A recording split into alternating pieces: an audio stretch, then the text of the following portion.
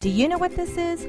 You see them everywhere, in small towns and in big old cities. They're called elevated storage tanks, and they are more important to your life than you probably even realize. Texas section of the American Waterworks Association presents Making You a Water Geek in 3 minutes or less. Elevated storage tanks with me, Stephanie. Water geeks like me call these things elevated storage tanks, but that's really just a fancy name for water towers.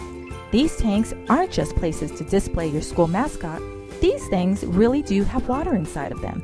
In fact, water towers are important to the workings of a water system because they help to create the pressure that ultimately gets the water to your house. Water towers can hold as little as 100,000 gallons of water or several million gallons and can stand hundreds of feet tall.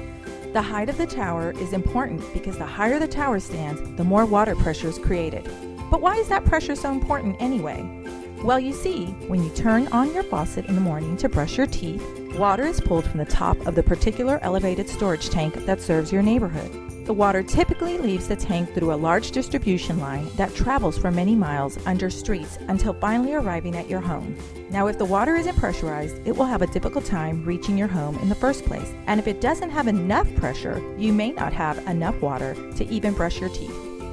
While the main purpose of water towers is to pressurize water, there is also some other really great stuff you should know about them.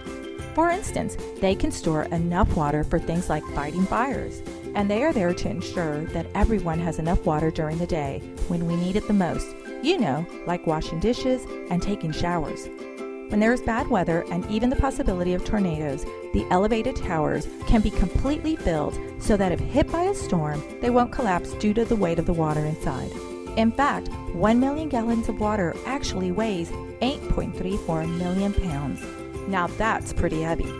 And elevated storage tanks can come in all shapes, sizes, and themes, like watermelons, pumpkins, corn, and even tea kettles or ketchup bottles.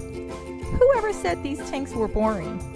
And so there you have it, everything you ever wanted to know about elevated storage tanks.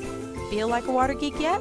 To learn more of the story, contact your local water utility or visit us at www.tawwa.org.